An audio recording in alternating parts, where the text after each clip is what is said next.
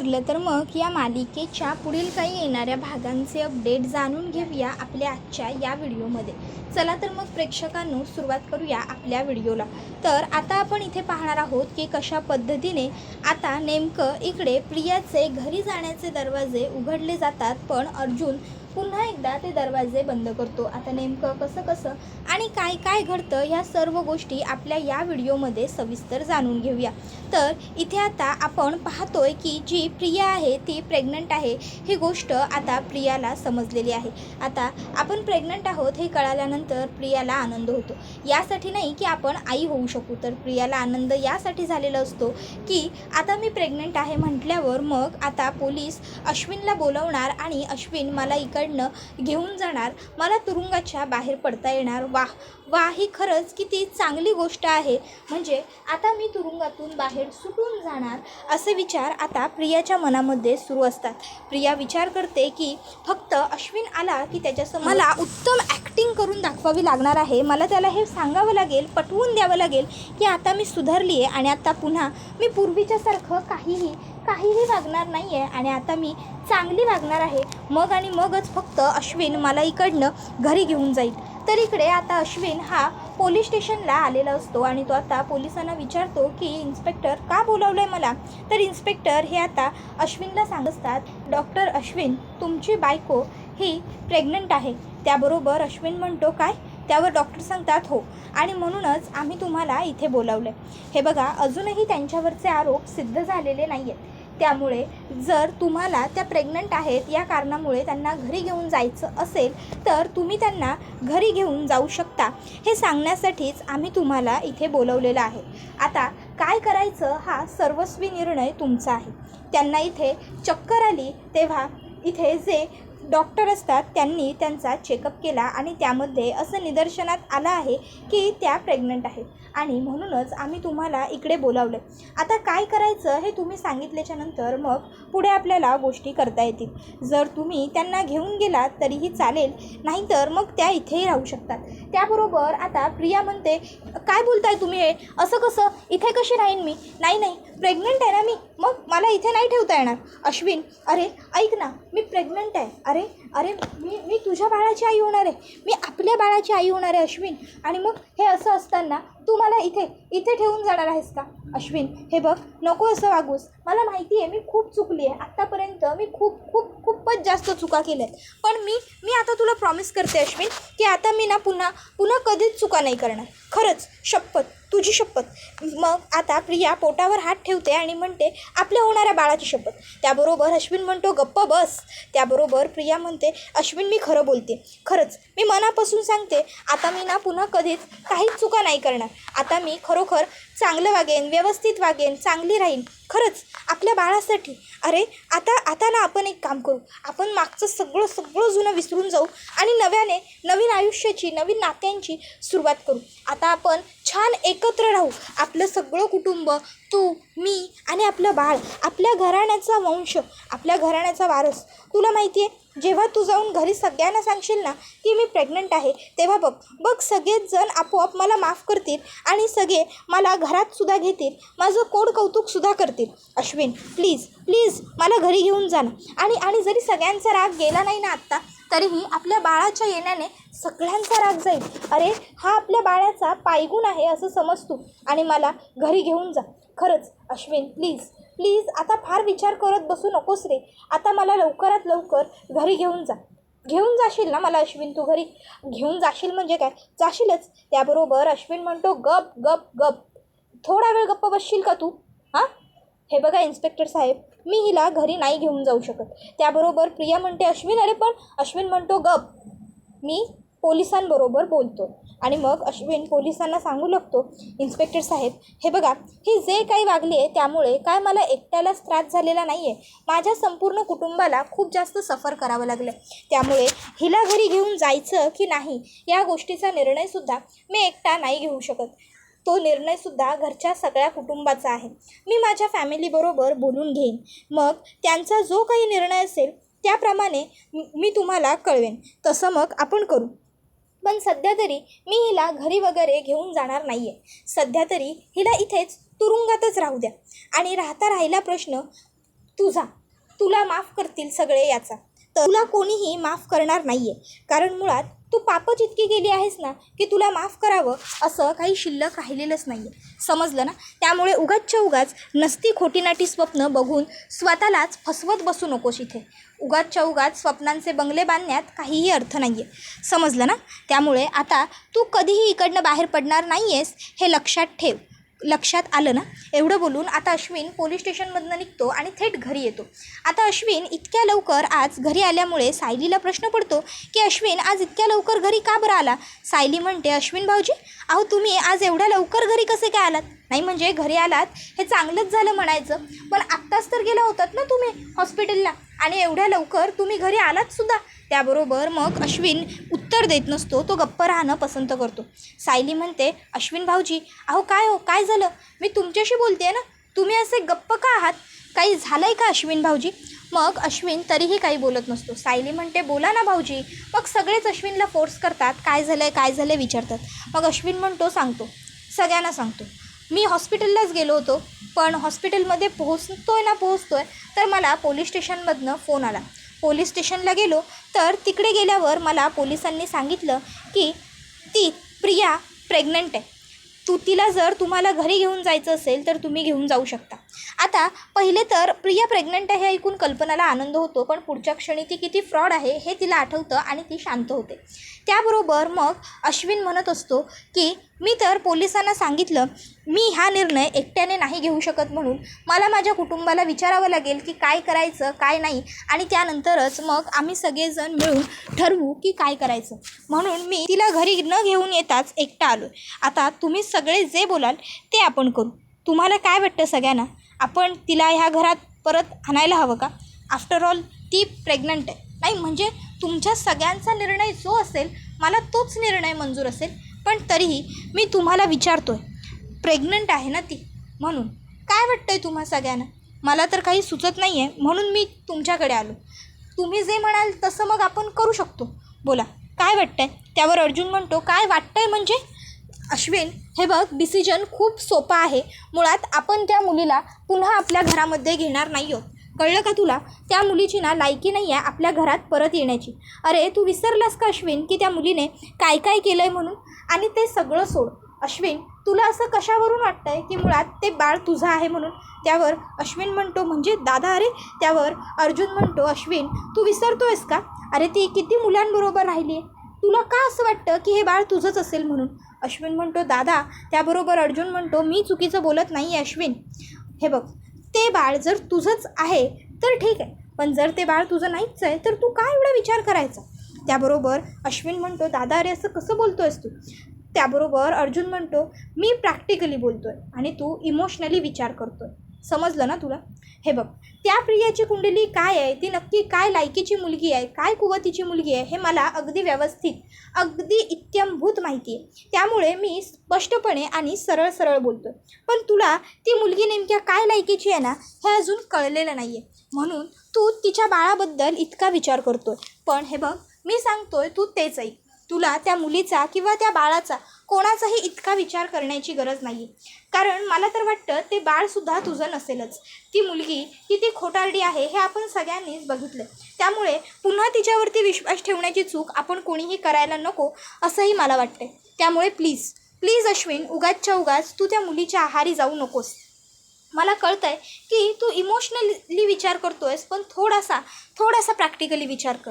ती मुलगी इतक्या मुलांच्या बरोबर राहिली आहे, कशावरून? ते बाळ तुझंच आहे, इतर कोणाचं नाही आहे. त्याबरोबर मग मात्र आता अश्विन हा विचार करतो की खरंच अर्जुनदादा जे काही बोलतोय ते बरोबर आहे. त्यामुळे मी आता ह्या प्रकरणापासून दूरच राहायला हवं. तसंही ती मुलगी इतकी खोटारडी आहे, इतकी फ्रॉड आहे की हे प्रेग्नेन्सी वगैरेसुद्धा खरं आहे की पुन्हा काही नवीन नाटक हे सुद्धा माहीत नाही आहे. उगाच पुन्हा तिच्यावरती दया करायला जायचो आणि मीच अडकायचो. नेहमीच तिने मला फसवलं आहे, तोंडावर पाडलं आहे. मी जेव्हा तिच्यावर दया करायला गेलो आहे तेव्हा मीच फसत गेलो आहे, मीच अडकत गेलो आहे आणि माझ्या कुटुंबापासून दूरसुद्धा झालो आहे. त्यामुळे आता पुन्हा तिच्यावरती मला दया करायचीच नाही आहे असा विचार अश्विन करतो. आणि त्यानंतर तो म्हणतो, ठीक आहे दादा, बरोबर आहे तुझं, मी फारच विचार करत होतो. जाऊ दे, अनायसे मला हॉस्पिटलला जायचं आहे, मी निघतो. तिकडे माझे पेशंट्स वाट बघतायत, अपॉइंटमेंट आहेत बऱ्याचशा पेशंटच्या आज. त्यानंतर मग अर्जुन हा अश्विनला सांगतो ठीक आहे गो हेड. त्यानंतर अश्विन तिकडनं निघून जातो. तर इकडे आता सायलीला हॉस्पिटलला जायचं असतं प्रेग्नन्सी टेस्ट करण्यासाठी. मग ती आता हॉस्पिटलला येते. तिकडे आल्याच्यानंतर आता ती डॉक्टरांना भेटते आणि डॉक्टरांकडनं विचारून घेते. डॉक्टर आता सायलीला खरं सांगतात की तुम्ही प्रेग्नंटच आहात.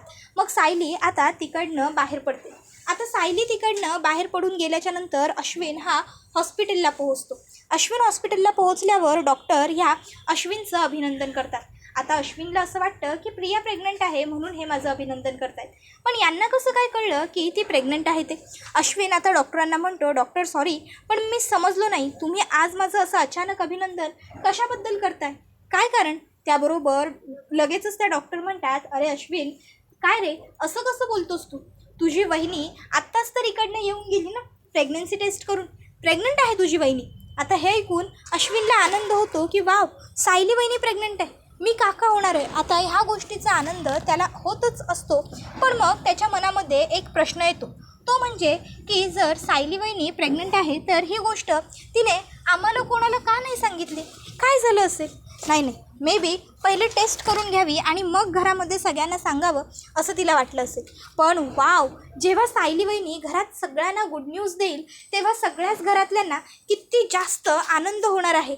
वा वा वा मी काका होणार आहे, फायनली घरामध्ये आणखीन एक छोटंसं बाळ येणार आहे, खूप खूप छान गोष्ट आहे ही, खूप आनंदाची असा विचार तो करत असतो. तर इकडे सायली घरी आल्याच्यानंतर सायलीने पूर्ण आजीचा चष्मा लपवून ठेवलेला असतो. तो सुद्धा त्याच ठिकाणी ज्या ठिकाणी सायली पूर्ण आजीचा चष्मा लहानपणी लपवायची. आता ती पूर्ण आजीला म्हणत असते पूर्ण आजी आता तू तुझा चष्मा शोधायचा.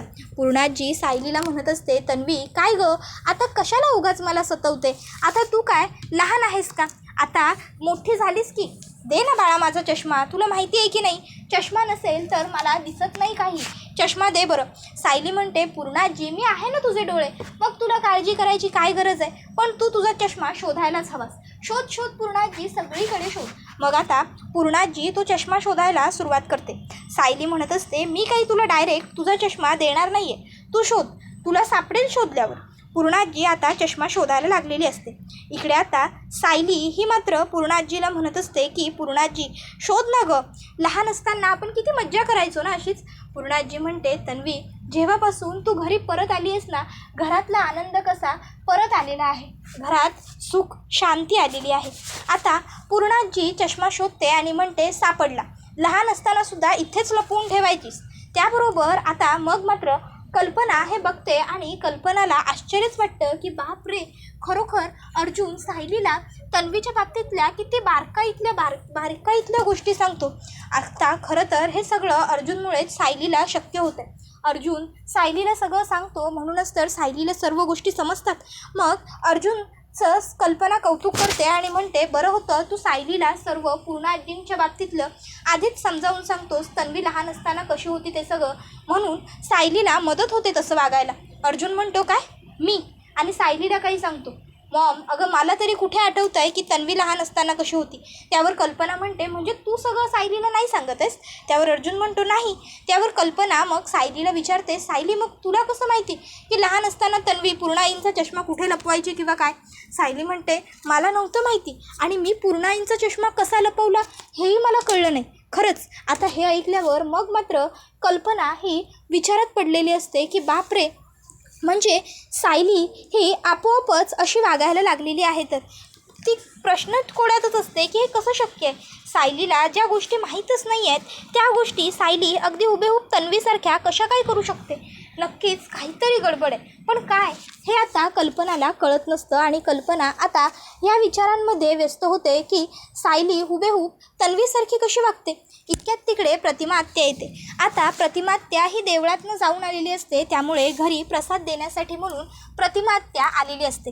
आता ती बघते की कल्पना ही खूप जास्त टेन्शनमध्ये आहे. मग आता कल्पनाला लगेचच प्रतिमा आत्या विचारते काय गं कल्पना काय झालं. नाही म्हणजे मी आल्यापासून बघते तू गप्पच आहेस, कल्पना म्हणते नाही काही नाही. त्याबरोबर मग आता लगेच सायली ही त्या दोघींनाही म्हणते की तुम्ही दोघीजणी गप्पा मारत बसा, माझं थोडं काम आहे, मी आलेच. आणि आता ती तिकडनं थेट वरती निघून जाते. आता सायली ही तिकडनं निघून गेल्याच्या नंतर मग कल्पना ही प्रतिमाला म्हणते, प्रतिमा तुला एक सांगू का? प्रतिमा म्हणते अगं बोल ना, काय झालं आहे? त्यावर मग कल्पना ही म्हणते नाही काही नाही. त्याबरोबर प्रतिमा म्हणते कल्पना अगं असं काय करतेस, बोल ना काय झालं आहे, तू सांगर कळेल कसं, काही प्रॉब्लेम झाला आहे का, बोल ना काय झालं आहे. त्याबरोबर मग आता कल्पना प्रतिमा आत्याला आज जे घडलं चष्मा लपवण्याबद्दलचं ते सगळं सांगते. त्यावर ते सगळं ऐकून मग प्रतिमा आत्याच्याही मनामध्ये विचार येतो. आणि आता प्रतिमा आत्यासुद्धा म्हणत असते खरं सांगू का तुला कल्पना, मलासुद्धा ना सतत कधी कधी असं वाटत राहतं की सायली हीच माझी तन्वी आहे. नाही म्हणजे बघ ना, नेहमी मला जी माया माझ्या मुलीबद्दल वाटली असती ती माया सायलीबद्दल वाटत असते. त्यावर मग कल्पना म्हणते मलासुद्धा हे सगळं प्रकरण ना विचित्र वाटतं. त्यावर मग लगेचच प्रतिमा आत्या म्हणते बघ ना, सायलीची प्रत्येक गोष्ट अगदी हुबेहूब माझ्यासारखी आहे. तिचं वागणं, बोलणं, हसणं, बसणं, उठणं अगदी सगळंच. इतकं कसं काय गं, आमचं सगळंच सेम असू शकतं. म्हणून मला ना राहून राहून कुठेतरी असं वाटतं की खरोखर म्हणजे मी आणि सायली एकसारख्याच आहोत. म्हणजे तिच्या हाताची चव, तिचं हसणं, तिचं बोलणं, मला लहानपणीची तन्वी फार आठवत नाही, पण मला ना सायलीच तन्वीसारखी वाटते. मला तीच माझी मुलगी आहे असं सारखं वाटतं बघ. त्याबरोबर मग आता लगेचच इकडे कल्पना म्हणते तुला जरी लहानपणीची तन्वी आठवत नसली प्रतिमा, तरी मला मात्र लहानपणीची ती गोड तन्वी अगदी पटकन स्पष्ट आठवते. आणि मला सतत असं वाटत राहतं की नक्की काहीतरी गडबड आहे. सायली आणि तन्वी ह्या दोघीही किती हुबेहूब सारख्या वाटतात, हे कसं शक्य आहे? हा प्रश्न माझ्या मनाला नेहमी भेडसावत असतो, पण शेवटी उत्तर मात्र मला काहीच मिळत नाही. त्याबरोबर मग आता कल्पना म्हणत असते की काय करू, कोणाला विचारू, कोणाशी बोलू, काही सुचत नाही बघ. त्यावर मग आता प्रतिमा म्हणते की आपल्या मुलीबद्दल जी माया आपल्याला वाटायला हवी ना, तशी माया मला कधी त्या खोटारड्या प्रियाबद्दल वाटलीच नाही. पण मला ती माया सायलीबद्दल मात्र प्रत्येक वेळी जाणवते. प्रत्येक वेळी मला सायलीबद्दल माया येते. सायलीच माझी मुलगी आहे असं मला नेहमीच वाटत असतं. पण असं कसं आपण कुणाला बोलू शकतो ना? तसं तर मी सायलीला माझी मुलगी कधीपासूनच मानले. पण त्याबरोबर मग लगेचच प्रतिमा त्याही म्हणू लागते मी तुला जे काही बोलली आहे कल्पना, ते कोणाला बोलू नकोस हा. ऑलरेडी त्या खोटारड्या प्रियाने आम्हाला फसवल्यामुळे हे पूर्णपणे हादरून गेलेत. त्यात आता मी जर असं काही वेड्यासारखं बोलले तर ते आणखीन जास्त रागवतील. त्यावर ती म्हणते की नाही गं, मी कशाला कोणाला बोलू, मलाच उलट काय कळत नाही आहे की हे सगळं असं इतकं कसं काय सेम टू सेम, इतका योगायोग कसा काय. तर दुसऱ्या बाजूला इकडे आता सायली ही तिच्या रूममध्ये बसलेली असते आणि रूममध्ये बसून तिला आता सुचत नसतं की काय करू. सायली तिच्या पोटावरून हात फिरवत असते आणि म्हणत असते की मला आई व्हायचं आहे, मला माझ्या बाळाला ह्या सुंदर जगात आणायचं आहे त्याच्या आईबाबांबरोबर. पण यांना हे सगळं मंजूरच नाही आहे. यांना असंच वाटतं आहे की हे चांगले वडील होऊच शकत नाहीत. यांना कसं कळत नाही आहे की हे उत्तम वडील होऊ शकतात. यांना मी कसं पटवून देऊ, यांना मी कसं समजावून सांगू, मला ना खरंच काहीच कळत नाही आहे. पण आता काहीतरी तर करावं लागेल. काय करू, काय करू, काय करू असाच विचार करत आता सायली ही असलेली असते. सायलीला सुचत नसतं काय करावं ते. तर दुसऱ्या बाजूला इकडे अर्जुन हा ऑफिसमध्ये बसलेला असतो आणि आता तो विचार करत असतो की प्रिया प्रेग्नंट आहे असं तिचं जे काही म्हणणं आहे ते खरं असेल का, की पुन्हा एकदा अश्विनला फसवण्यासाठी, अश्विनला आपल्या झाशात खेचण्यासाठी ती हे सगळं काही खोटं बोलली असेल. नाही, मुळात ना माझा त्या मुलीवर कणभर काडीभरसुद्धा विश्वास नाही आहे. ती मुलगी आत्तापर्यंत नेहमी खोटं बोलत आलेली आहे आणि आय शुड बी गॅरंटेड की यावेळीसुद्धा ती काही खरं वगैरे बोलत नसणार आहे. ती प्रेग्नंट वगैरे काही नसणार. यावेळीसुद्धा ती फक्त खोटं बोलते, काही प्रेग्नन्सी वगैरे नसणारच आहे. पण नक्की नसेलच ना. आणि जरी ती प्रेग्नंट असली तरीसुद्धा मी अश्विनला तिला घरी घेऊन वगैरे येऊच देणार नाही आहे, कारण मुळात त्या मुलीची लायकीच नाही आहे की तिला घरात घेतलं पाहिजे. प्रेग्नंट असली तरीही काही गरज नाही आहे तिला घरी आणण्याची, असा सगळा विचार आता अर्जुन हा करत बसलेला असतो. तर दुसऱ्या बाजूला सायली मात्र स्वतःच्या पोटावरून हात फिरवून अर्जुनला कसं आणि काय सांगू याचा विचार करत असते. त्याबरोबर हा व्हिडिओ इथेच संपतो. व्हिडिओ आवडला असेल तर व्हिडिओला लाईक करा आणि चॅनलला सबस्क्राईब करा. आता हे सगळं अर्जुनला कसं समजणार हे जाणून घेण्यासाठी आपल्याबरोबर जोडले